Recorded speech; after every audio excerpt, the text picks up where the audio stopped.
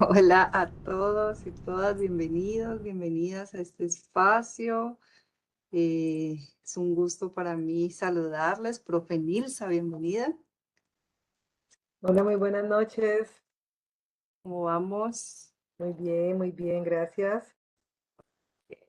Eh, bueno, yo creo que ya vamos dando inicio, vamos saludándonos. Tenemos aquí a nuestra invitada. Tenemos a la profe Elizabeth también que nos acompaña el día de hoy y pues estamos abriendo este espacio en este semestre académico 2025, primer semestre, para mm, dar inicio a nuestro segundo semestre consecutivo de diálogos inclusivos para quienes no han tenido la oportunidad de participar con nosotros en este espacio. Este es un espacio que se ha pensado para un ejercicio de socialización, de divulgación, de investigación, incluso de socialización de muchas ideas alrededor de los temas de los estudios culturales, de los estudios de género, de los derechos, que nos convocan precisamente en nuestros distintos programas de posgrados aquí en la Facultad de Comunicación Social, Humanidades y Artes de la Universidad Autónoma de Occidente. Por favor, démosle un muy buen saludo de bienvenida a la profesora Nilsa. Profe Nilsa, ¿cómo has estado? Profe, micrófono. Tranqui. ¿Ahí me escuchan? Ahora Sí, sí. señora, ahora sí. Listo. Entonces, buenas noches para todos y todas. Muchas gracias por la invitación. Muy honrada de estar aquí. Entiendo que tenemos estudiantes de muchas partes del país, entonces estoy muy feliz de este espacio y gracias por la invitación. Gracias a ti por acogerla. Bueno, sí, la profe Nilsa nos adelanta. Tenemos aquí nuestros estudiantes de posgrado de la maestría en estudios culturales, de la especialización en derechos humanos y territorios y de la especialización en interculturalidad y estudios de género, pero este es un espacio abierto al público en general que nos convoca a discutir distintos temas. Este semestre, antes de que le demos inicio a la profe Nilsa en su conferencia, en su primera conferencia de este ciclo, este semestre tenemos un ciclo de 3 conferencias que nos van a acompañar durante los meses de marzo, abril y mayo, alrededor de distintas líneas temáticas. Ustedes encuentran en los enlaces que les compartimos por los distintos canales de comunicación la agenda. Y el día de hoy tenemos entonces la conversación con la profe Nilsa, quien nos acompaña con una conferencia, una ponencia, una conversación alrededor de cómo vamos a aplicar este enfoque de género en el proceso penal. Permítame, profe, la presento, profesora Nilsa Eugenia Fajardo Hoyos. Ella es abogada penalista, eh, con una amplia experiencia en el sistema penal acusatorio, como defensora pública, como litigante. Ella es docente de pregrado y posgrado, funcionaria universitaria, investigadora en temas de derecho penal y de género, y es mentora del semillero Cautio Feminista en la Universidad del Cauca. Su conferencia se titula Aplicación del enfoque de género en el proceso penal. Y pues nada, profe, este auditorio es para usted, para que conversemos, le damos nuevamente la bienvenida y por favor. Listo, muchas gracias a todos. Quiero saber si pueden ver la diapositiva. ¿Sí? Entonces Sí, yo estamos quiero, bien. quiero iniciar esta charla contándoles una historia que para mí es trascendental. Es una mujer de aproximadamente 70 años que durante el lapso de 10 años presenta problemas médicos. Ella dice que se levanta cansada, que se siente con golpes, que se ve morados, incluso presenta enfermedades venéreas y ella dice, no, yo solo pues tengo relaciones con mi esposo, siento que pierdo la memoria, bueno, se siente muy mal ella por el lapso de tiempo muy largo al médico, pero los médicos deciden que al ser una mujer tan grande, de entre 60 y 70 años, pues seguramente lo que le está pasando es que tiene Alzheimer. A los 70 años aproximadamente el esposo de la señora Giselle Pelicot es capturado en un centro comercial por estarle tomando fotos a unas muchachas debajo de la falda y los policías lo capturan y al revisar su celular encuentran fotos de una mujer siendo violada, allanan su casa y encuentran en su computador cientos de fotos y videos de su esposa siendo violada aparentemente en estado de inconsciencia. Este caso es el caso de Giselle Pelicot, que lo conocimos y que se hizo pues muy famoso porque Giselle Pelicot decidió que a pesar de que tenía derecho a que su juicio fuera privado en Francia, ella quería que su juicio fuera público porque, como lo dice la diapositiva, la vergüenza tiene que cambiar de bando. La vergüenza la tienen que sufrir los agresores sexuales, los violadores, no lo tiene que sufrir la víctima. Y este ejemplo me sirve mucho para hablar de dos cosas importantes. Primero, que siempre nos preguntamos cuando hay una mujer víctima de violación, y es que es muy bonita, me dijo una amiga mía, y es que esa señora era muy bonita. Y no, es que la violación no es un problema de apariencia, de belleza, no es un problema de deseo sexual. La violencia sexual es un problema de poder, es un problema de jerarquía, de la disposición que tienen algunos sobre el cuerpo de las mujeres. Y otra pregunta que me hizo una amiga cuando le conté este caso es, ¿y ella cómo no se dio cuenta que le estaban pasando estas cosas? Yo le digo, amiga, te estoy contando que fue al médico por el lapso de 10 años y que nadie le puso atención. Y lo traigo al inicio de mis conferencias últimamente porque nos enseña muchas cosas importantes. Primero, los prejuicios que tenemos sobre cómo son las violaciones, cómo es la violencia sexual, cuáles son las víctimas normales de la violencia sexual. Entonces siempre pensamos que son mujeres jóvenes, atractivas, y siempre tratamos de pensar que la víctima tiene algún tipo de responsabilidad. Lo debió saber, lo debió prever, lo debió identificar. Y como no es una mujer mayor, entonces a las mujeres mayores no les pasa. Y el sistema de salud ignoró todas las alertas que esta mujer presentó por 10 años. En este caso, la policía no ignoró la alerta de que un hombre mayor estuviera en un centro comercial tomando fotos debajo de las faldas de unas chicas, no ignoró esa alerta y gracias a eso conocemos el terrible caso que tenemos aquí. Entonces, muchas veces nos ocurre con la violencia sexual y con las violencias contra las mujeres o las diversidades sexuales. Tenemos unos prejuicios, unos estereotipos que nos impiden verlas, que nos impiden entenderlas y que eso comportan una barrera para el acceso a la administración de justicia. Bueno, como la profesora ya me presentó, yo soy lista por muchos años, ejercí como defensora pública de agresores sexuales por muchos años, por más de 15 años, y luego decidí retirarme de la defensa pública, litigar, en algunos casos litigo representando mujeres, y es de mi interés saber cómo se aplica el enfoque de género en el proceso penal, porque nosotros de pronto desde los estudios interculturales, de pronto desde las ciencias sociales, analizamos mucho este fenómeno de la violencia contra las mujeres y las diversidades, pero esto tiene que materializarse de alguna manera. Y se materializa a través de los procesos judiciales que nosotros iniciamos cuando denunciamos y que a veces, por ejemplo, terminan en absoluciones muy tristes y muy lamentables y no entendemos el por qué. Entonces es importante que nosotros como actores de este sistema y como defensores de derechos humanos o como defensoras de derechos humanos que vamos a trabajar con mujeres víctimas de violencia, con diversidades, sepamos cuál es la realidad del proceso penal, que es una realidad dura, pero que tenemos que enfrentarla, y cuáles serían las herramientas con las que contamos para que efectivamente ese proceso salga adelante. El Instituto Nacional de Salud nos informa que de los 66.621 casos de violencia reportados a junio del 2024, el 75,6% se han presentado en mujeres. Entonces tenemos una alta cifra de casos donde las mujeres son las víctimas.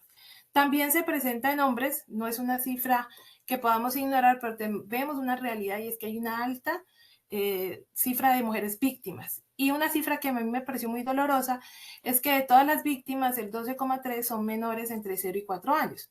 O sea que estamos hablando de personas a las que no podríamos aplicarles esos prejuicios de que fue por su comportamiento o sabía o debía saber, sino que estamos hablando ante infantes, primera infancia, en total indefensión, que están sufriendo violencia sexual.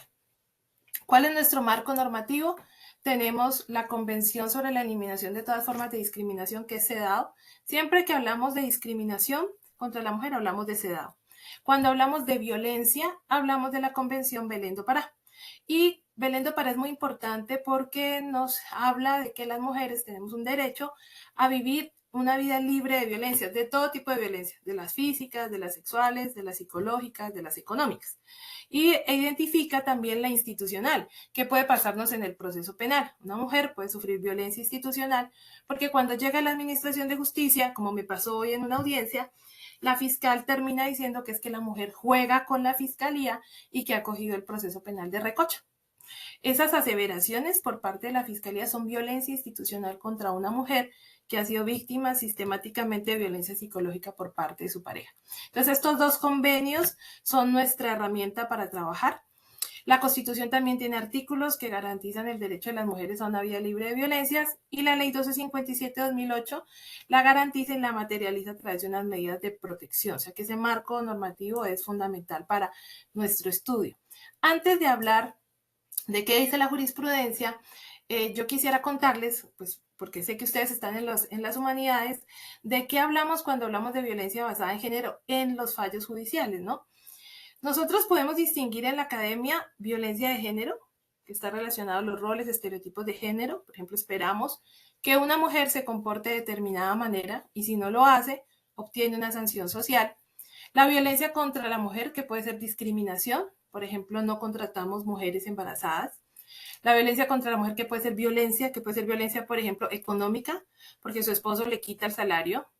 O la violencia contra la mujer, que corresponde a la subordinación. Entonces, yo legalmente tengo todos los mismos derechos que mis compañeros de trabajo, pero en mi trabajo no me permiten ascender porque en mi trabajo solo ascienden los hombres, ¿sí? Entonces me mantienen siempre en roles secundarios y a pesar de estar muy capacitada, no alcanzo nunca a pasar eso que llamamos el techo de cristal. Y también hablamos de violencia por discriminación o prejuicio cuando hablamos de violencia contra las poblaciones o sí. La jurisprudencia, los fallos de la Corte Suprema de Justicia usan el enfoque de género para hablar de estas tres cosas. Es decir, hablamos de todo. Hablamos de violencia contra las mujeres, hablamos de violencia por roles y hablamos de violencia contra personas de opciones sexuales diversas. ¿Qué sería el enfoque de género? El enfoque de género es principalmente una herramienta de análisis. Me permite examinar una situación y entenderla de una manera relacionada con los roles de género. Por ejemplo, vamos a mostrarles ahora una jurisprudencia, una funcionaria ejecutiva, de una empresa privada, una CEO muy importante, en una reunión que están, le gritan que ella es una bandida. Entonces, si nosotros lo vemos desde el enfoque de género, entendemos que cuando con una mujer se usa la palabra bandida, significa que estamos hablando de su vida sexual, ¿sí? Estamos hablando de que lleva una vida sexual cuestionable, que no nos parece, y la estamos insultando. Cuando a un hombre se le dice bandido, generalmente es porque estamos hablando de un hombre ladrón. O lo decimos, si vamos a hablar de su vida sexual, lo decimos con mofa e incluso con halago, no es que es un bandido, ¿no? Como si fuera una virtud. Entonces, ¿cómo hago yo para entender el contenido de la palabra bandida? Le aplico enfoque de género. ¿Cómo hago yo para entender por qué una mujer se ofende cuando le dicen bandida? Porque se está hablando de su vida sexual.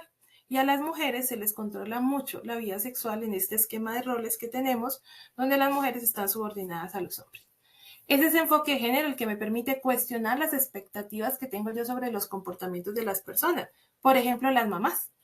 Hay mucha violencia institucional contra las mamás. Cuando una mamá comete una equivocación, cuando una mamá tiene un comportamiento que no es el esperado, no solo la sancionamos por no cumplir ese comportamiento, por ejemplo, por no cuidar bien a sus hijos, sino que la sancionamos con mayor rigor porque una mamá debe cumplir unas altas expectativas sociales. Entonces, si yo soy consciente de eso, de que yo a la mamá le estoy poniendo una carga adicional que son los estereotipos que yo tengo sobre las mamás, cuando la juzgo, por ejemplo, si es una mujer delincuente, yo voy a tener en cuenta eso para no ponerle unas cargas adicionales. Entonces, el enfoque de género me va a permitir entender el problema, examinar la situación, comprender cuáles son las prácticas de discriminación. Nos pasa, por ejemplo, con los piropos. A veces los hombres le dicen, no, no, pero ¿por qué no les gustan los piropos? Si le estoy diciendo, por ejemplo, que tiene unas piernas muy bonitas, es que yo no necesito tus comentarios sobre mi cuerpo. Es que cuando tú me dices algo sobre mi cuerpo, yo no me siento halagada, yo siento miedo, que es lo que nos pasa a las mujeres. Cuando, por ejemplo, el jefe nos hace un comentario sobre nuestra apariencia o en la calle un extraño nos hace un comentario. No nos sentimos halagadas, sentimos miedo porque sabemos que después del halago puede venir el tocamiento que no queremos, puede venir la violencia sexual, entonces entramos en estado de alerta. Yo eso no lo entiendo si yo no le aplico enfoque de género. Por eso algunos me dicen, no, es que deberían alegrarse que les echemos piropos, ¿no? Los piropos no son necesarios, ¿sí? No forman parte de la relación que debe existir entre nosotros. Para poder hablar de cómo se aplica el enfoque de género en la administración de justicia, yo quiero acabar como con quiero empezar acabando con una idea que nos plantean muchos y es que cuando introducimos enfoque de género en el proceso penal, anulamos las garantías del procesado. Eso es un falso dilema, eso realmente no existe. ¿Por qué? Porque es que el procesado tiene unas garantías fuertes, tiene muchas garantías en el proceso penal. Realmente las garantías del proceso penal se diseñaron fue para él. Y ahora se le están concediendo unas garantías a las víctimas, unas garantías en tema de enfoque de género, en tema de derechos humanos, que permiten hacer un poco más, materializar el concepto de justicia, pero nunca se eliminan los derechos del procesado. Vamos a ver ahora cómo se garantiza. No, dice la Corte, es inaceptable pensar que vamos a proteger unos derechos violando otros. Eso no va a ocurrir. Lo que vamos a hacer es dar herramientas que nos permitan entender los contextos en los que ocurren los delitos con enfoque de género, tomando en cuenta, por ejemplo, los roles de las personas en una relación o una situación de discriminación de una mujer o una situación de vulnerabilidad de una persona de una opción sexual diversa. Perdón. Yo quiero contarles un poco, como yo sé que la gran mayoría no son abogados, cómo funciona un proceso penal, ¿sí? Yo lo he dividido como en 5 pasos para que entendamos cómo funciona y vamos viendo en cada paso cómo yo puedo ir aplicando este enfoque de género que me permita comprender cuáles son las realidades de las mujeres, de las opciones sexuales diversas o de las personas discriminadas.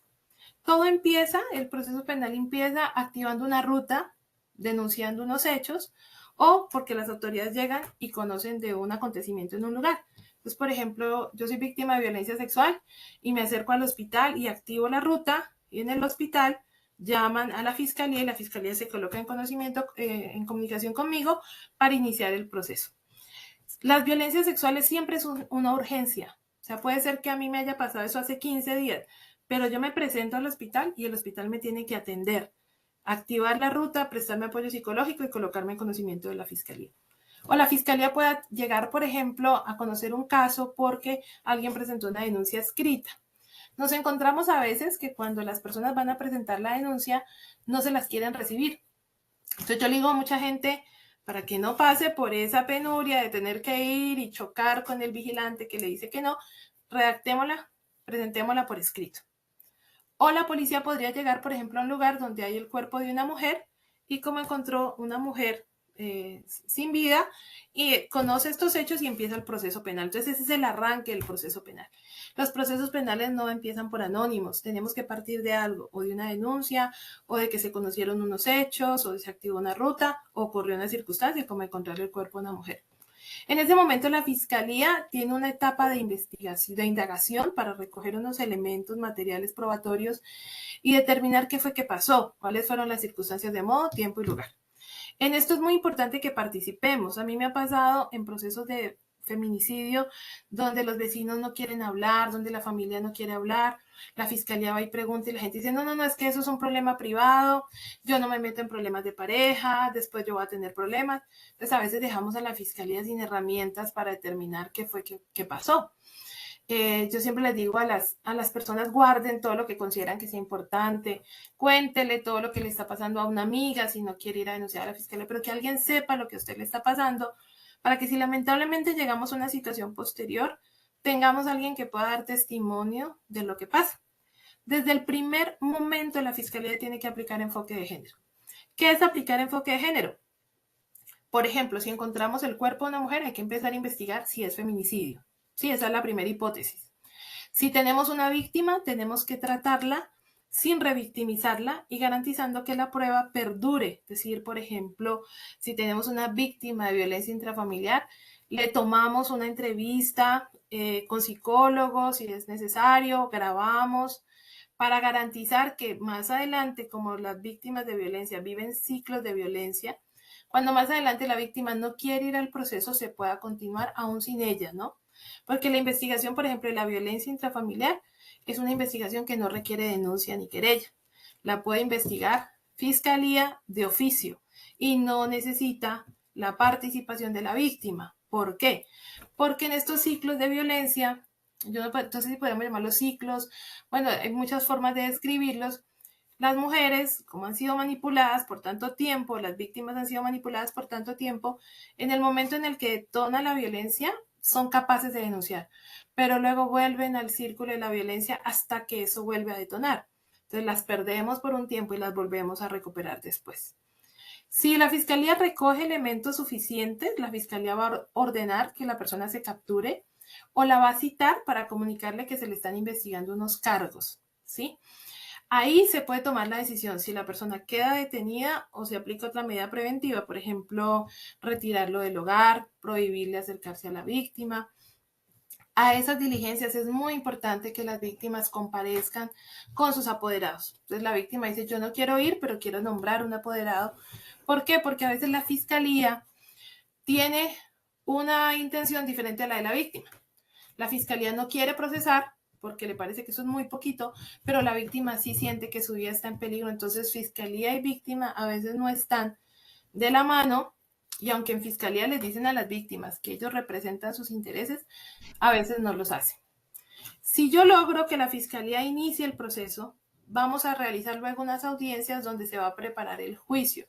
Especialmente vamos a presentar cuáles van a ser las pruebas. En estos casos de violencia, tentativa de feminicidio, los testigos generalmente son la familia, el círculo más íntimo. Y a veces la gente me pregunta, ¿y eso sí se puede? Yo, claro, pues si mi mamá es la única que vive conmigo, que sabe que ese señor me encierra en la pieza y me pega, mi mamá me sirve de testigo, no es un impedimento que ella sea mi mamá. O incluso puede ser que yo no tenga ningún testigo, porque estos son unos delitos privados que ocurren en la intimidad. Entonces yo puedo tener pruebas periciales. Yo fui a medicina legal y me encontraron unas heridas, o yo fui a la psicóloga y la psicóloga me hizo unas valoraciones, entonces yo tengo elementos. Las personas a veces nos preguntan, ¿es mi palabra contra la del Señor? No, esto no es perdóneme la palabra que voy a usar, esto no es un careo entre su versión y la de él, porque usted presenta su versión y al juez le corresponde verificar cuál es la versión más cercana a la realidad. Es muy importante que participemos en la recolección de las pruebas, es muy importante, por ejemplo, que las víctimas vayan al médico, vayan a la atención psicológica, por ejemplo, guarden las conversaciones de WhatsApp. A veces nosotros asesoramos gente y la gente cuando tiene esos problemas coge y borra todas las conversaciones. No, guarde las conversaciones, no las tenga en su celular porque después se lo roban, súbala a la nube para que luego la podemos bajar con una persona que conozca la técnica y la pueda asegurar y poder presentar esas pruebas, ¿sí? Contarle todo al abogado, porque a veces vamos a juicio y cuando ya estamos más adelante es que nos dicen, ay, pero yo una vez fui al médico porque él me pegó. No, necesitamos toda la información de una, no ser sorprendidos por nada, ¿sí? Conocer los casos y tener elementos, guardar los elementos. Posteriormente, y lo último, que yo le he puesto como el punto 5, que es el punto final, es hacer el juicio. En el juicio se practican las pruebas de manera inmediata, es decir, el juez está presente para la práctica de la prueba, concentrada, es que la idea es que se practique toda junta para que podamos hacernos una idea del caso, y con contradicción. Entonces, él puede llevar un testigo y si yo no estoy de acuerdo, contradecir ese testigo. Y después de ese juicio, que es un momento muy tenso, es una situación pesada para las víctimas, pero que es necesaria a veces para poder llegar a una sentencia, el juez dicta una sentencia. Bueno, esa sentencia va a decir cuál es la condena y cuáles son las razones que usó el juez para tomar esa decisión. Ahí es que nosotros hacemos mucho hincapié en la aplicación del enfoque de género. ¿Por qué? Porque a veces están todos los elementos, está el testimonio de la víctima, está el testimonio del policía que llegó a la escena, pero el juez tiene un estereotipo de género que le impide ver la situación. Entonces voy a contarles un caso.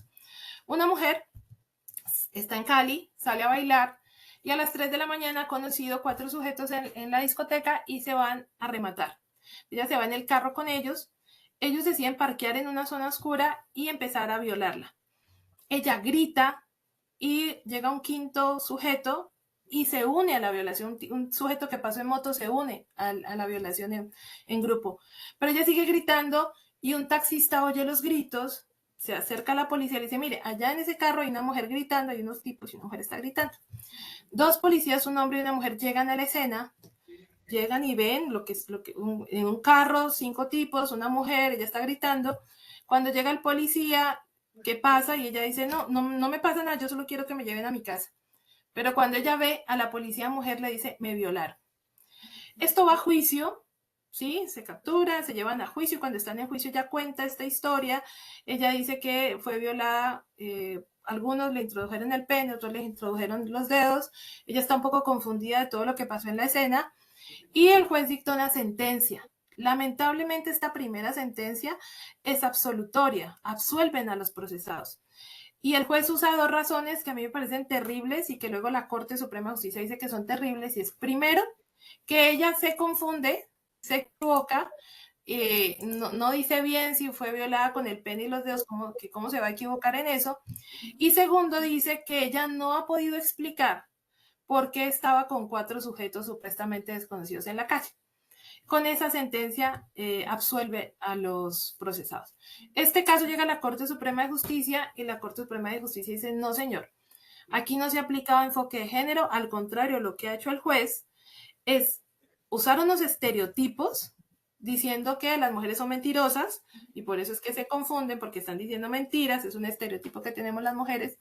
Y segundo, no ha visto con enfoque de género que ella al primer policía le dice que no, pero cuando ve una mujer se siente confiada y le cuenta que la violaron. Y además que él no tiene por qué pedirle explicaciones a la víctima de su vida privada.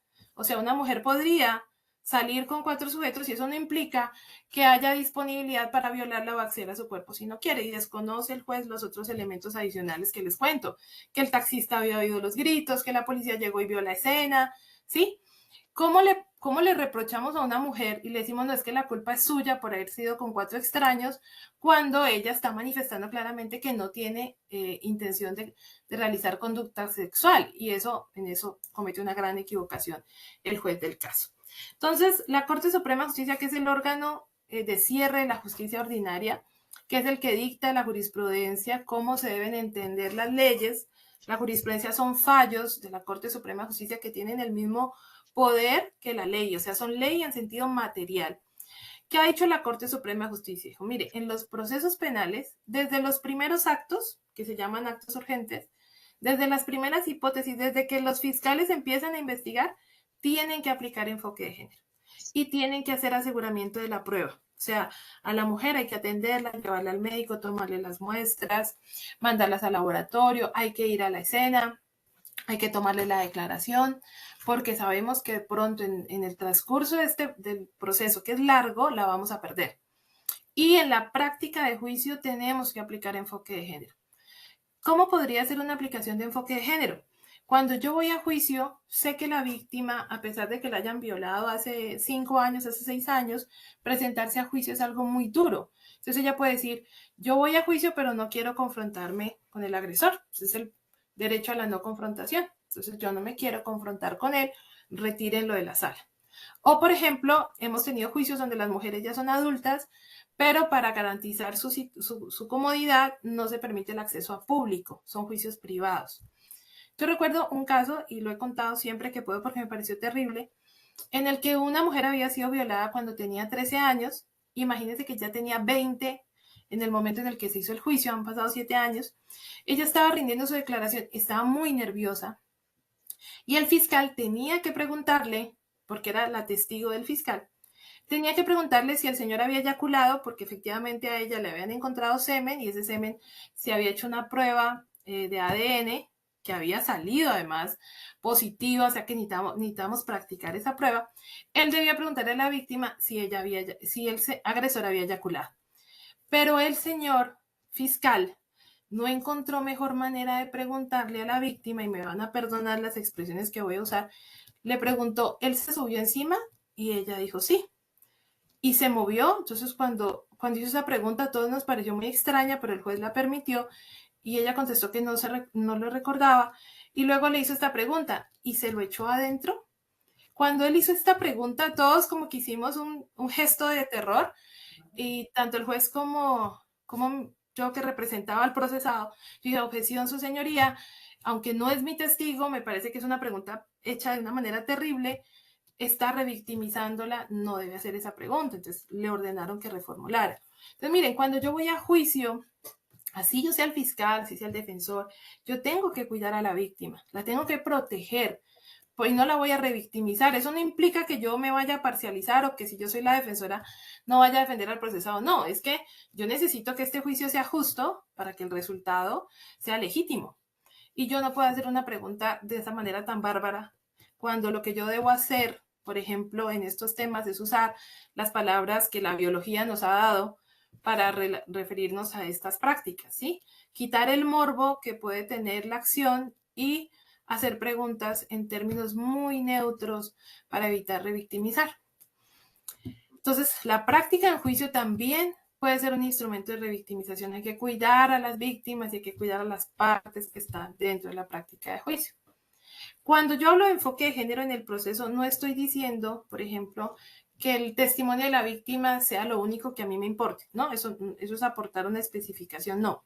Yo lo que estoy diciendo es voy a valorarlo sin sesgos o prejuicios de género.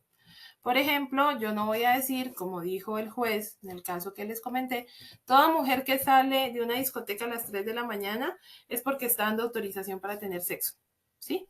O sea, o los hombres pueden disponer porque ella salió con ellos a la madrugada, ¿sí? Eso es una regla de experiencia prejuiciosa.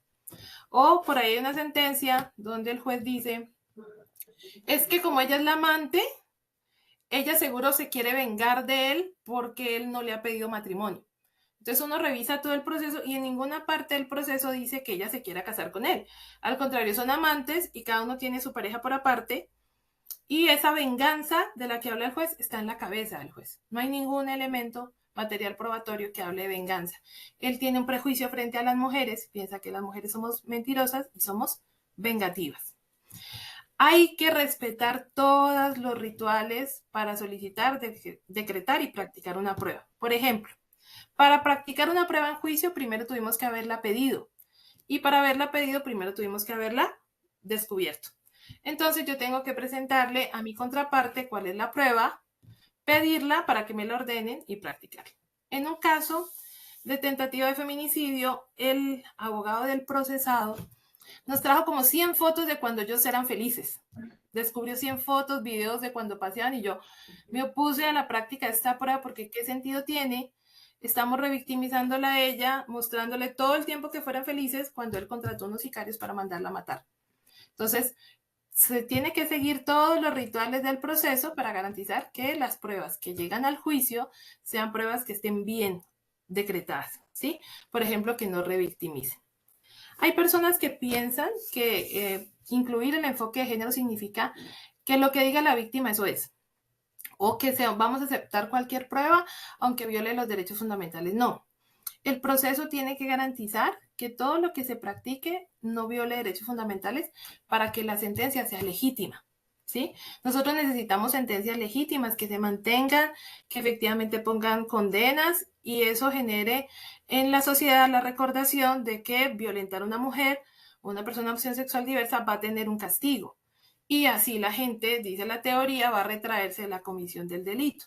Cuando una víctima da su testimonio, lo que hace el juez es valorar ese testimonio en un contexto o de violencia o en un contexto de dominación y entender si efectivamente es cierto lo que dicen las víctimas o no.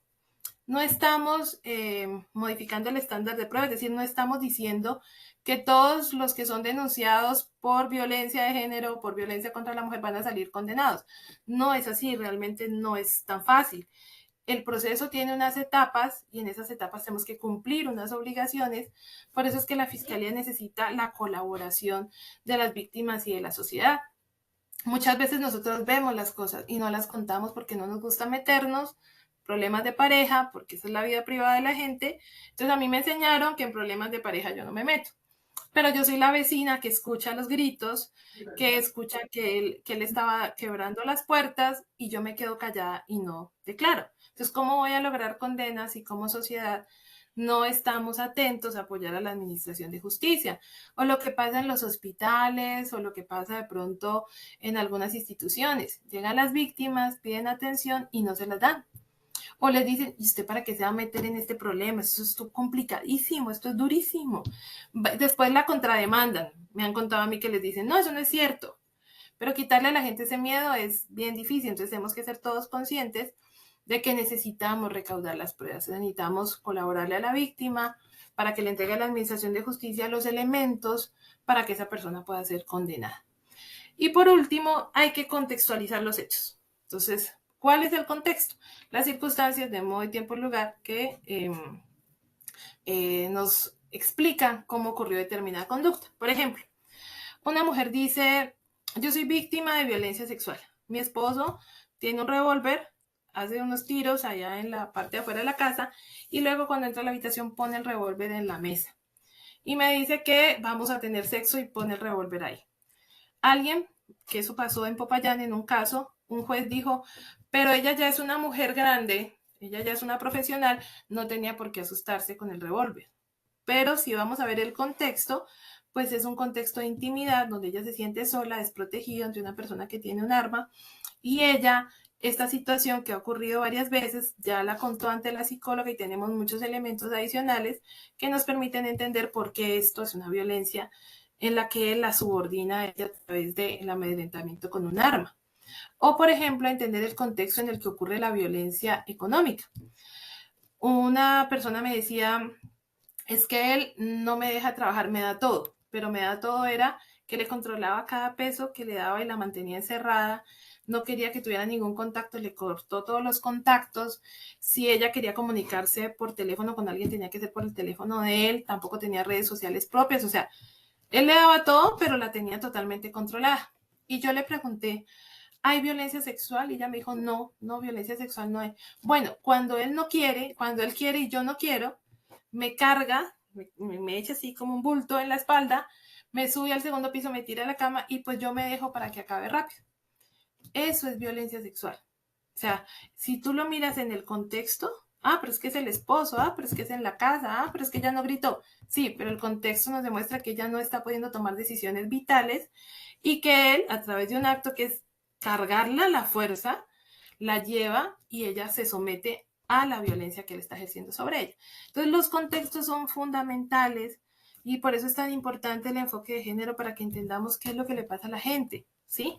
Porque el hecho, por ejemplo, de que cuando una pareja se separa, él se va a vivir en el mismo edificio, en el piso de arriba, y aunque los niños duermen a las 8 de la noche, él pasa golpeando todos los días a verificar que los niños estén bien a las 10, a las 10:30, a las 11.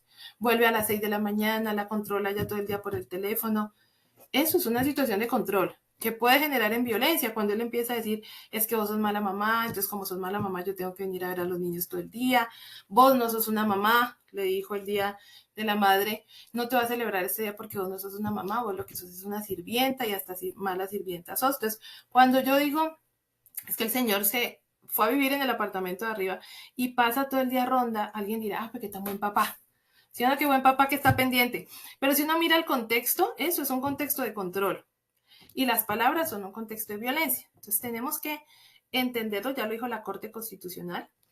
Hay que hacer un análisis de todos los hechos y el tema sistemático de las pruebas para comprender los contextos. No es solo un hecho aislado, sino que yo tengo que ir viendo cuáles son los patrones. Hay varias sentencias en las que la Corte ha dicho cómo se introduce enfoque de género.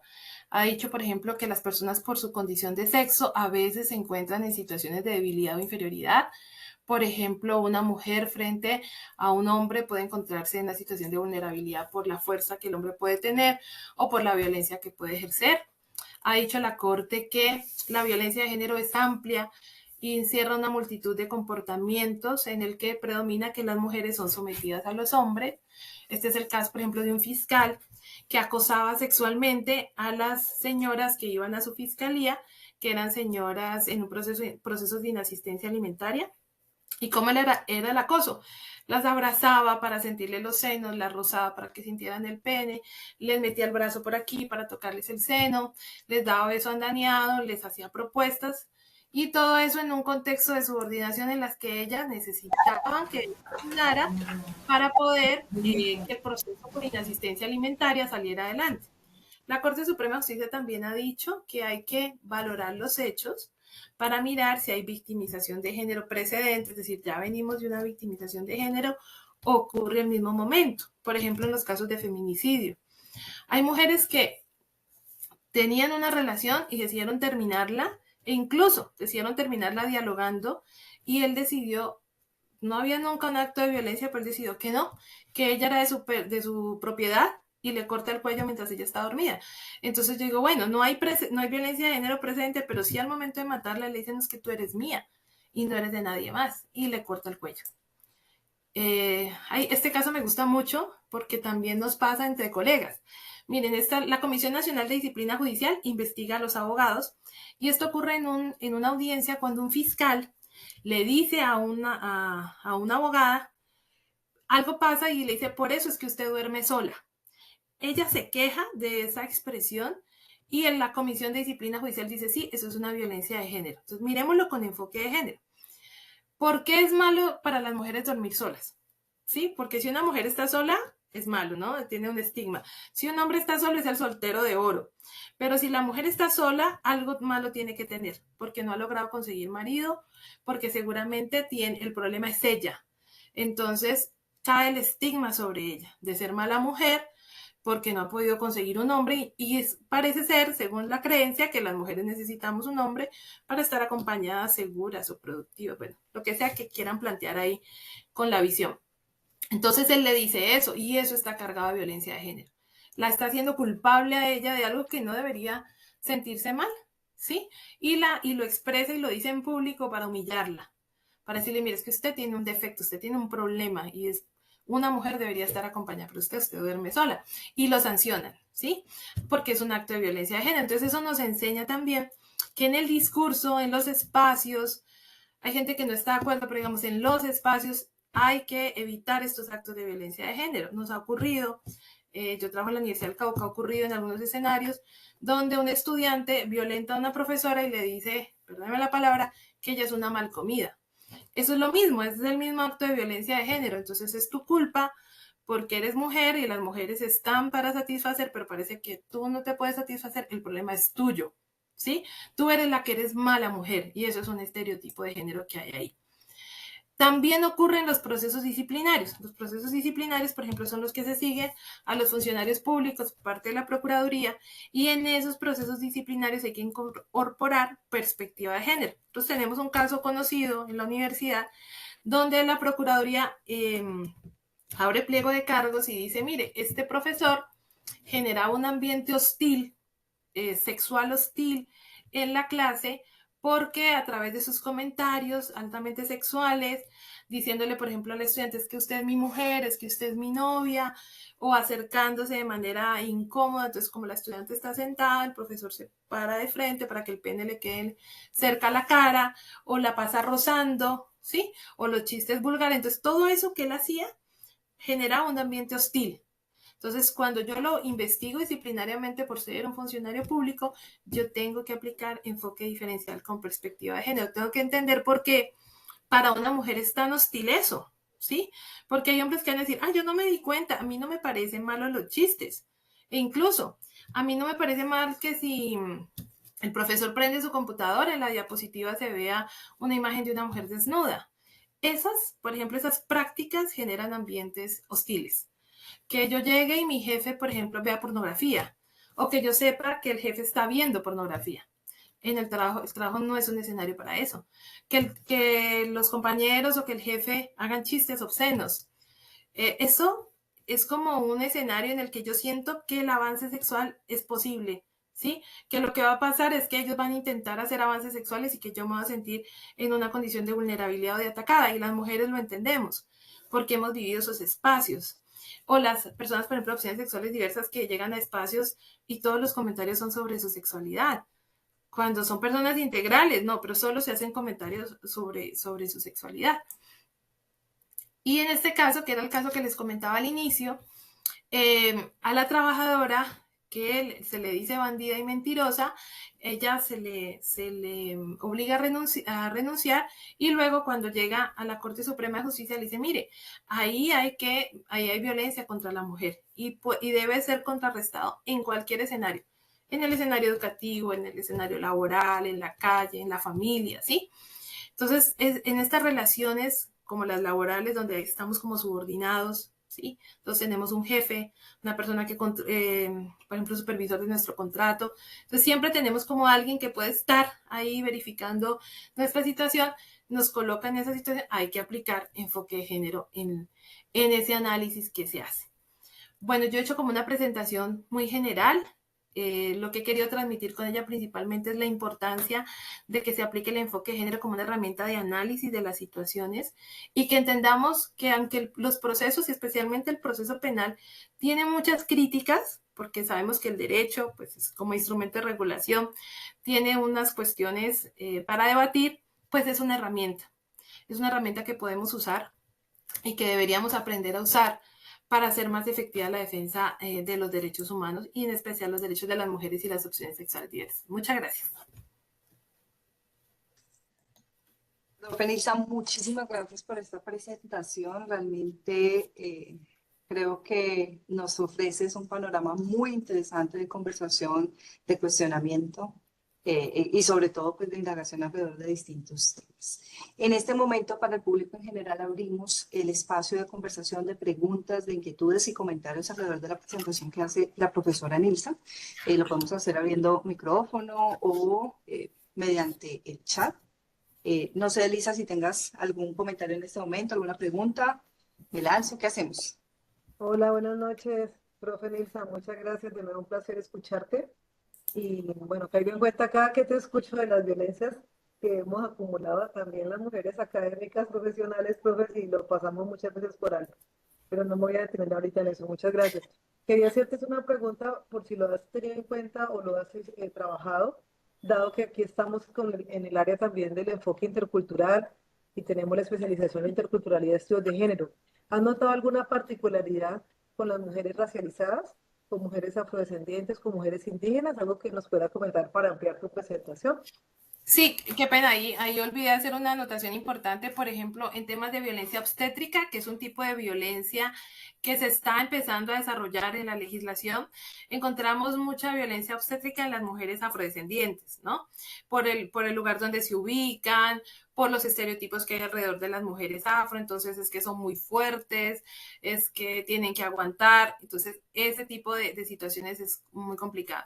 Con relación, por ejemplo, a las mujeres indígenas, tuvimos un análisis sobre el acceso al aborto, a la interrupción voluntaria del embarazo. Entonces, cómo a veces se limita por parte de las comunidades que ellas puedan acceder al aborto y a la interrupción voluntaria del embarazo. Y también hay unas creencias alrededor de eso que pueden ser cuestionadas.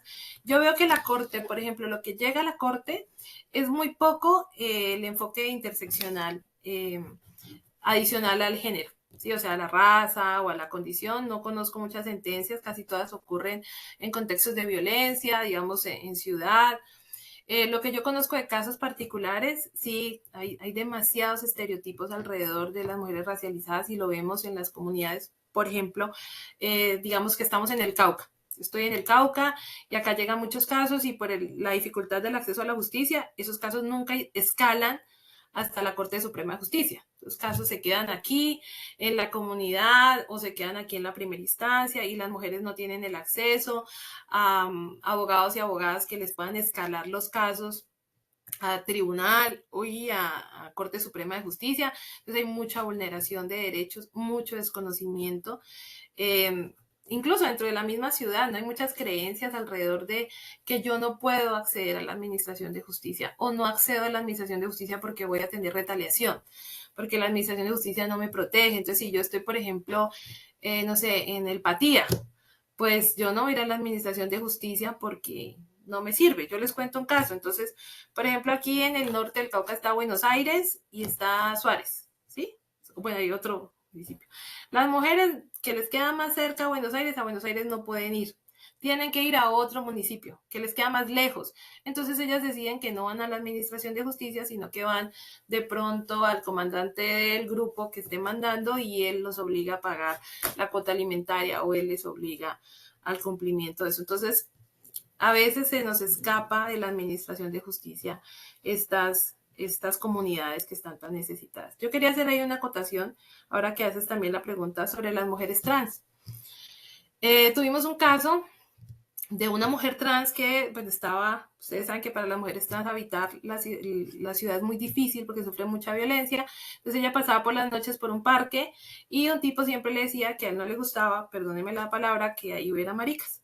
Entonces siempre le decía, siempre la insultaba, siempre la insultaba, siempre la insultaba. Una noche ella llega a tomar ahí con todos los que están y el tipo le dice, te voy a matar y se abalanza sobre ella. Y ella coge una botella y le pega en la cabeza y lo mata. Cuando llevan el proceso, quienes deciden llevar el proceso deciden defenderla por ira. La ira hace que la condenen y le quede una pena muy pequeña de 6 meses, pero son 6 meses para una mujer trans en la cárcel, ustedes saben, son un martirio. Pero la posibilidad más adecuada desde el punto de vista del derecho penal era defenderla por legítima defensa.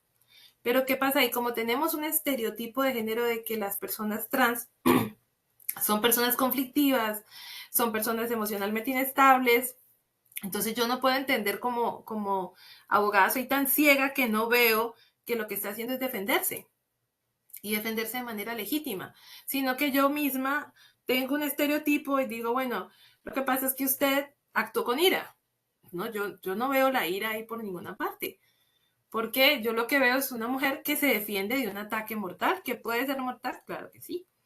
Y por eso es tan importante que hablemos esto desde todos los actores, ¿no? Desde los del mundo jurídico y los del mundo extrajurídico, porque nos cruzan estas situaciones. Nilsa, voy a manifestar una preguntita allí y acojamos dos preguntas que están aquí en el chat también. Ya un poco siguiendo la conversación, nos has contado en qué medida los estereotipos de género afectan la percepción de credibilidad de las víctimas. ¿Sí? Un poco secundando la pregunta que estaba planteando hace un momento Elizabeth, ¿existen esas diferencias? ¿Cómo nos las puedes contar en el trato judicial que reciben las mujeres racializadas? O sea, ¿cómo se manifiesta eso en términos de credibilidad a esas víctimas que se acercan al sistema? Lo que pasa es que... Permíteme, hacemos las preguntas y las vamos, las vamos congeniando para que puedas hacer como un escenario de conversación, ¿listo? Una persona, Diana nos pregunta, bueno, ¿los casos de violencias basadas en género son querellables o se pueden abrir por oficio? Y si quieres vas tomando nota allí, bueno, no sé. Sí. Y otra persona, Jason también nos pregunta si existe alguna cátedra en los colegios que eduque a las nuevas generaciones en estos temas. Salí del colegio hace 10 años, nunca me hablaron de estos temas. Vale, ahí está. Bueno, las mujeres sufren un estigma cuando llegan al proceso, los estereotipos de que las mujeres somos mentirosas, manipuladoras y que siempre queremos obtener algo. ¿No? Eso la Corte lo ha reconocido y lo vemos mucho cuando se le pregunta a las víctimas. Entonces ya viene con esos estereotipos. Y si adicionalmente hay algunos estereotipos, por ejemplo, frente a las mujeres racializadas más, ¿no?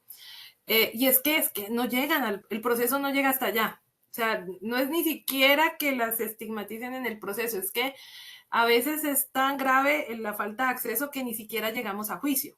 O sea, es muy poco en los casos de estas mujeres que llegan a declarar a juicio y nosotros podemos ver que se apliquen estos estereotipos. Con las mujeres pasa mucho, pasa si una mujer tiene una creencia religiosa, entonces se le cuestiona por eso, si la mujer tiene vida sexual se le cuestiona por eso, si la mujer tiene hijos, o sea, es muy común que se le pregunte, pero te digo, lamentablemente las vemos poco en el juicio porque no alcanzan a llegar sus casos a juicio. Yo hoy tuve una audiencia y la mujer, por ejemplo, una mujer racializada, una mujer blanca, médico especialista, bueno, digamos que alguien podría decir, no, pero es que es una mujer que no sufre ningún tipo de discriminación. No, lo que la fiscal le dijo hoy era que ella era una mentirosa y que cogía el proceso de recocha y que se tenía que poner seria y entonces le dijo unas cosas horribles y el juez le llamó la atención sobre eso. Entonces, si este tipo de mujeres, que podríamos decir están protegidas por su raza, por su condición económica, por su clase, sufren ese maltrato por parte de la fiscalía, imagínense los que sufren las demás, ¿no? Con las dificultades también que tenemos de acceso a los procesos, a veces con las dificultades que tenemos culturales cuando hablamos, entonces los procesos, los abogados y las abogadas nos pasamos toda la carrera tratando de hablar de una manera muy elegante y muy florida que no nos entiende nadie, ¿no? Entonces a las mujeres les preguntan en las audiencias una cantidad de cosas que no entienden o se las dicen, como el caso que les conté del fiscal, de una manera horrorosa. Entonces eso bloquea testimonio, bloquea a la víctima y creo que en eso nos falta mucha sensibilidad, muchísima a todos los actores del proceso. Me preguntaban sobre si estos casos son querellables o se pueden abrir de oficio. Lo que pasa es que no hay un caso que se llame violencia basada en género. La violencia basada en género puede ser una lesión, puede ser una violencia intrafamiliar, puede ser una tentativa de feminicidio. Entonces, la gran mayoría de estos de los que te estoy hablando son investigables de oficio, ¿sí? Entonces, las tentativas de feminicidio, los accesos carnales violentos, todos los delitos sexuales, las violencias intrafamiliares, las lesiones no. Entonces, ahí tenemos un pequeño problema. ¿Qué diferencia hay entre una lesión y una violencia intrafamiliar? La mirada que yo le dé. Entonces, si yo soy una fiscal o un fiscal sin enfoque de género, yo no entiendo que, por ejemplo, la señora que siempre llega con esos moretones, realmente lo que está sufriendo es violencia basada en género que se materializa a través de unas lesiones. Miren los casos que nos pasan. Muchos casos que yo conocí, entonces dice la fiscalía, lesiones personales, la estaba ahorcando. Entonces, cuando van a medicina legal, pues solo se ven algunos hematomas en la zona del cuello. Y entonces la fiscalía dice, bueno, pero matarla no la mató. Si la hubiera querido matar, pues la había matado. Entonces los procesan por lesiones. Cuando desconocen que en el ahorcamiento las lesiones, la gran mayoría son internas, solo se evidencian cuando la persona ya está muerta y se le puede hacer el examen de esas lesiones internas. Entonces, si un hombre coge a una mujer y le rodea el cuello con un cable, yo pienso que eso es una tentativa de feminicidio y el hermano tuvo que quebrar el vidrio para entrar a rescatarla. La fiscalía dice, no, como no comprometió ningún órgano vital, entonces la vamos a procesar por lesiones. Eso es aberrante, porque eso no lo dice la ley en ninguna parte. Son como creencias que hemos ido montando que no son ciertas. Por eso es tan importante como que estos espacios se abran para todos, porque hay unas creencias por fuera del derecho de lo que podemos o no podemos hacer y estamos desprotegiendo a las mujeres. Me preguntaron también que si había unas cátedras así en los colegios. Bueno, es que estos temas no son solo temas de violencia. Hay que ir detrás, ¿no? ¿Cuál es el origen de la violencia? A mí me parece que el origen de estas violencias es que hay una creencia de que ciertas personas pueden disponer del cuerpo de otros. Entonces, los hombres pueden disponer del cuerpo de las mujeres. Lo pueden comprar en la prostitución, lo pueden comprar en la pornografía, lo pueden desear en la calle, manosear en la calle, y todo esto tiene un trasfondo, ¿sí? Y creo que hay que trabajar sobre el trasfondo, pero la gente le tiene mucho miedo a la educación de género o a la educación sexual porque piensan que es irle a decir a todo el mundo que sea homosexual cuando eso realmente no es. Es hablar de lo que está pasando, educarnos en la sexualidad. Yo les cuento un caso de un estudiante que me decía, profe, es que a mí mi papá me enseñó que si yo le metía la mano a la chica y ella estaba mojada, ella quería sexo aunque me dijera que no. Entonces, si yo me crío con esa creencia tan descontextualizada de la naturaleza femenina, si yo no reconozco el consentimiento como un derecho que tienen las personas de decir, no quiero avances sexuales o sí quiero, pues yo voy a terminar siendo un agresor sexual, porque va a terminar constriñendo a las mujeres porque creo que no saben lo que dicen, ¿sí? O no dicen lo que realmente quieren. Mil gracias, Nilsa. Tenemos un par de preguntas también adicionales aquí en el chat. No sé si alguien también quiera animarse a alzar la manito. Mientras tanto, voy leyendo por acá. Nos preguntan cuáles son los grandes retos de la normatividad colombiana en materia de género para los años venideros. Y contrapregunta también de aquí, consecuente de la anterior, una por allá atrás, que si cualquier persona o institución podría reportar ante la Fiscalía los casos de violencia basadas en género, aunque la víctima no quiera realizar esa denuncia. Bueno, en relación con la primera, profe, ¿cuáles son los grandes retos de la normatividad? Yo creo que hay norma, lo que es que aplicarla es muy difícil, porque para aplicarla necesitamos cambiar mentalidades y por eso las políticas públicas no solo pueden ser pongo una norma que sancione, sino que hay alrededor de esa norma, ¿no? Entonces yo tengo que educar a todos los actores del sistema, pero tengo que educar al sistema de salud para que me reconozca la víctima y no me la despache a la casa.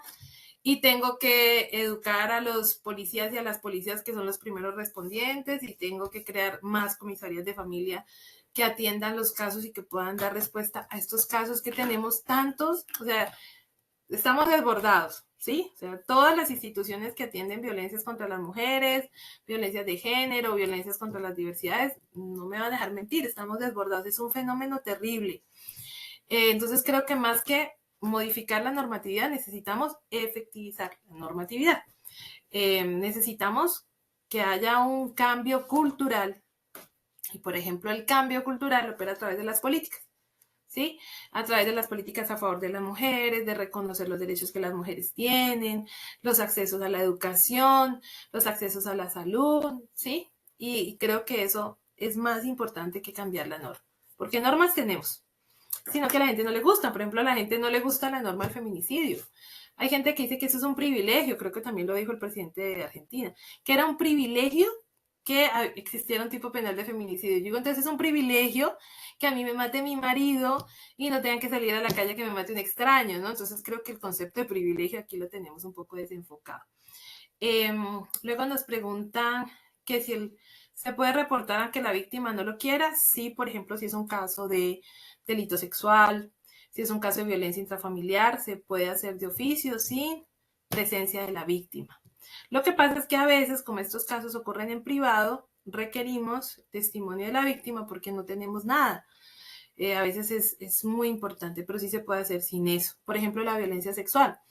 La víctima va al médico, se le hace la valoración, se le hace la valoración de medicina legal, tiene apoyo psicológico, y la víctima después al momento de declarar no quiere, por el trauma, por las afectaciones. Se puede adelantar el proceso con los elementos que tiene. ¿Sí? Yo diciendo de un juez con el que habla me decía que no se podía, es que la víctima no está obligada, y eso sería revictimizarla, entonces sí se podría adelantar los casos. Hay una última pregunta que yo quiero leer aquí que me gusta. ¿Qué hacer para que las mujeres no se violenten entre ellas mismas y no justifiquen la violencia masculina? Es que imagínense que, digamos, esta estructura, porque nosotros no somos personas aisladas, sino que vivimos en una estructura, es una estructura que justifica la violencia, en la que hemos sido educados y socializados todos, y que seguimos siendo educados y socializados, en que hay una violencia que está justificada, incluso ni siquiera hay gente que no lo considera violencia. Entonces nos ha pasado mucho en foros donde estamos y siempre que hablamos de estos temas hay alguien que dice, pero que los hombres no se preocupen.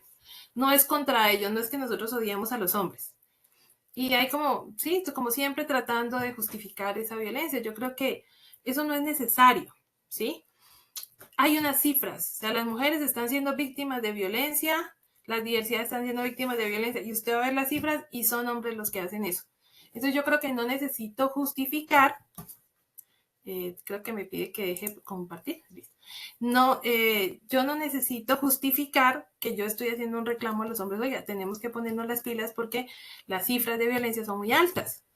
Y yo creo que eso es educación de todos, de los hombres y de las mujeres, ¿sí? No somos un producto terminado, o sea, no es que todas las mujeres ya estamos totalmente libres de nuestros estereotipos de género y los señores, no, pero estamos trabajando, ¿no? Y creo que es importante hacerlo en todos los espacios de las mujeres y los espacios de los hombres. La profesora, por ejemplo, Elizabeth, trabaja el tema de masculinidades, que a mí me parece muy interesante. Y mucha gente nos pregunta por esos espacios. Pero yo digo, bueno, es que estamos en este momento gestionando los espacios para las mujeres. Me gustaría mucho que los hombres gestionaran sus espacios para el análisis de los temas de masculinidad. Eso sería muy bueno. La profe Elizabeth ha pedido la palabra y... Gracias, profe Kate. Profesora Nilsa, si me lo permite, como ese es un espacio para el debate, esto me llamó mucho la atención el comentario y la pregunta que hace Carlos López, no sé quién es Carlos López, cuando dice que estamos hablando de una serie de situaciones de violencias contra mujeres, donde al principio de su conferencia usted habló de las estadísticas que si bien la violencia basada en género también afecta a los hombres, es una mínima proporción. Usted nos ha presentado una serie de situaciones de violencias de hombres contra mujeres, en distintas situaciones, y Carlos dice qué hacer para que las mujeres no se violenten entre ellas mismas. Entonces yo no entendí la pregunta, entonces me gustaría que no se ampliara para no generar malos entendidos y yo sobreentender la pregunta. Entonces Sí, mucho le dejo a gusto. Carlos Mi que nombre es Carlos abre la López de... cámara y nos comenta de viva voz. ¿Cómo? Claro, mucho gusto. Muy agradecido por este importantísimo espacio. Yo soy estudiante de la Universidad Cauca de segundo semestre. Tuve la fortuna de conocer a la profesora Nilsa y yo hice la pregunta en el sentido de que he visto que a veces las mujeres se violentan entre ellas mismas, o sea, se cuestionan y fomentan el machismo de nosotros los hombres. ¿Cierto? Por ejemplo, lo que decía la profesora Nilsa hace un momento, que si una mujer salía a las 3 de la mañana a bailar o a tener un rato de sano esparcimiento, las mismas muchachas pues dicen, no, ella se lo buscó por salir a esas horas. Y he tenido amigas que incluso dicen, no, yo prefiero tener amigos hombres porque son un poco más sinceros y no nos cuestionan, no critican, ¿cierto? Yo he escuchado a las mismas mujeres y desafortunadamente he escuchado en las compañeras mujeres que se tiran mucho entre ellas, por ejemplo, en los ascensos, en las empresas. Entonces, no, porque es mujer, no, ella no, mejor démosle la oportunidad. En ese sentido, pues yo diría que cómo educar a las mujeres para que sean más solidarias entre ellas, con la solidaridad de género, y se ayuden entre ellas mismas, porque desafortunadamente he visto pues que se tiran, hay veces en los grupos, se tiran mucho entre ellas. Muchas gracias. En ese sentido, yo mi pregunta, no sé si fui claro al respecto.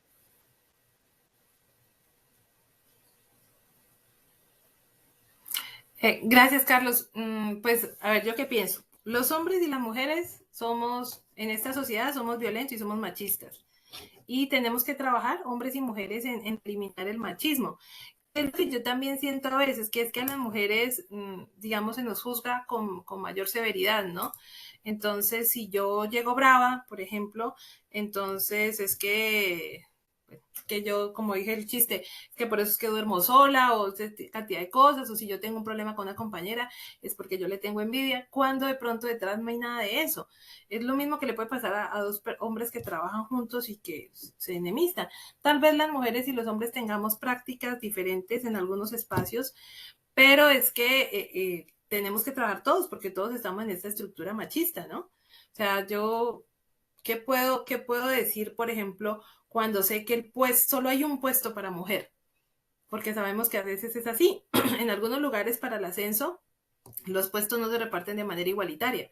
La mujer es la cuota es el 20%, entonces yo tengo que pelearlo con mis otras compañeras y pues son realidades que vivimos, por ejemplo, en la academia, que vivimos en el trabajo. Entonces no es que estemos peleando porque seamos mujeres, que peleamos porque es que la sociedad nos restringe los accesos. Entonces, esas cosas hay que cuestionarlas. Pero yo también pienso que esto es un rol de todos, ¿sí? Porque así como de pronto hay unas prácticas femeninas con las que no estamos de acuerdo, los hombres tienen lo que nosotros llamamos el pacto patriarcal. Entonces, un hombre violenta y los hombres no es que lo apoyen, pero guardan silencio, ¿sí?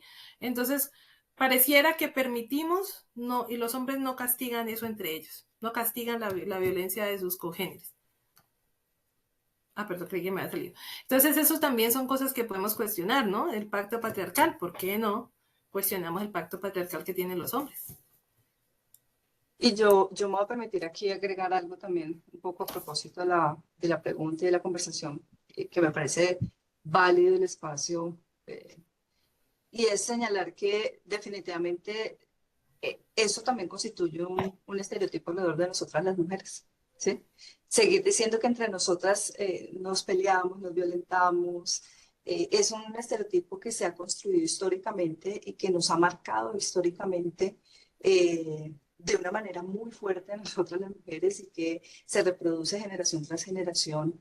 Y yo sí me atrevería a decir que más allá de evidenciar casos concretos, si esta persona se pelea o esta mujer se pelea con esta otra mujer, pues tal vez sí como de ir cuestionando de dónde se construye esa idea, ¿sí? De dónde sale originalmente la idea según la cual entre nosotras las mujeres no podemos ser amigas, cómplices o que no hay solidaridad entre nosotras, ¿sí? Cuando en muchos escenarios se evidencia precisamente, no precisamente la competitividad, sino otro tipo de interacciones sociales, ¿no? Entonces, simplemente me permitiría agregar eso.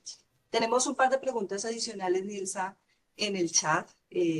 Nos hemos extendido bastante aquí en la conversación, pero creo que vale la pena, las voy a leer y tú recoges allí que nos puedas compartir. ¿Listo? Por un lado, una pregunta muy concreta: ¿por qué se considera violencia de género cuando una mujer es agredida por su pareja? Voy a atreverme a entender que es masculina, pero no cuando ocurre al revés. Y por aquí un par de comentarios, ¿no? Dice, Cielo, en efecto vivimos en una sociedad patriarcal y por ende todas y todos en determinado momento producimos estereotipos y violencias de género. La clave está en generar procesos de transformación cultural y enunciar las violencias, cuestionar para transformar.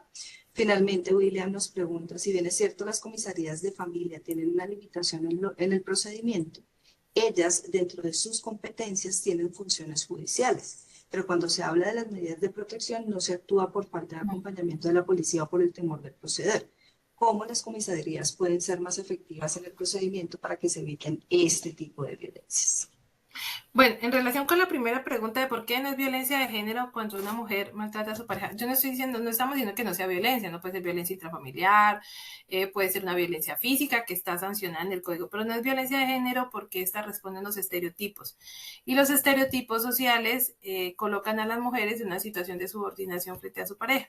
Entonces, aunque puede existir violencia al interior de la pareja mutua, este es un asunto que digamos no está rodeado de los estereotipos que normalmente vemos en los que son las mujeres las que se subordinan y la víctima puede acceder a la administración de justicia, ¿sí? Puede acceder, hay unos delitos que lo protegen, no es que esté desprotegido, es que no se trata de la misma manera que trata, son violencias diferentes.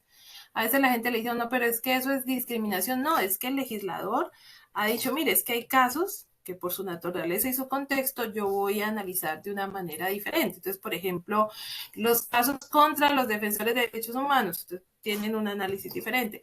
Las violencias contra las mujeres son diferentes, son históricas, están encarnizadas. Cuando una mujer se presenta a denunciar, tiene muchas limitaciones de acceso a la administración de justicia, tiene violencia institucional, tiene violencia económica al interior de su casa, aunque hay mujeres pues, que tienen propiedades y acceden a bienes y servicios, la mayoría de las mujeres pues tienen limitaciones económicas, las mujeres se dedican mayormente al cuidado. Entonces hay una serie de factores múltiples, objetivos, no es un asunto ideológico, objetivos que nos dicen, mire, es que las violencias que sufren las mujeres por los estereotipos sociales de que deben estar subordinadas, son diferentes a las violencias que pueden sufrir, por ejemplo, los hombres. Alguien me dice, es que los hombres, por ejemplo, mueren más. Sí, mueren en autopuestas en peligro por otros hombres. Entonces, en riñas, en los piques callejeros, en las bandas criminales, hay otros factores diferentes al género que los llevan a la violencia, por ejemplo, que los llevan a ser víctimas. El compañero William pregunta sobre las comisarías. Yo les decía hace rato que yo siento que todas las entidades están desbordadas. Fiscalía, comisaría, policía, y este es un flagelo, ¿no? Porque los policías dicen, pues que yo no puedo cuidar a cada señora del barrio. Es que eso lo grave es que en un barrio hayan varias señoras con medida de protección, o sea, no es un caso aislado, son muchísimos casos. Y en las comisarías, por ejemplo, la ley ha dicho que las comisarías deben tener equipo interdisciplinario, deben estar acompañados de psicólogos, de trabajadores sociales, tienen que hacer visitas, y pues hay poco recurso. Realmente hay poco recurso para la cantidad de casos que tenemos. Así nosotros, incluso, inyectáramos muchos recursos, tenemos muchos casos. Lo que tenemos es que acabar con esa violencia, o sea, tenemos que cuestionarla, identificarla, no normalizarla y erradicarla de alguna manera. Es que no podemos seguir viviendo así. Profe Nilsa, mil gracias, de verdad ha sido, creo, un espacio maravilloso de conversación, de intercambio, pero sobre todo de cuestionamiento de muchos elementos que pues nos siguen resonando en estas conversaciones en el marco pues de las discusiones que tenemos aquí. Le doy la palabra en este momento a la profe Elisa que nos va a ampliar la invitación para el ciclo de conferencias. Gracias, quiero agradecer de nuevo a la profesora Nilsa y no me quiero ir con este comentario mochilado. Violencia entre los géneros no es violencia de género, es que tenemos que ir profundizando en eso y para la persona que preguntó, porque es lógico que tenga ese tipo de preguntas. La violencia de género está dada por la relación de poder que hay entre los géneros. Claro, entre los géneros nos podemos agredir, pero no es violencia de género. Es una sutileza ahí como el lenguaje. Bien, muchísimas gracias a todas las personas que nos acompañaron hoy. Gracias.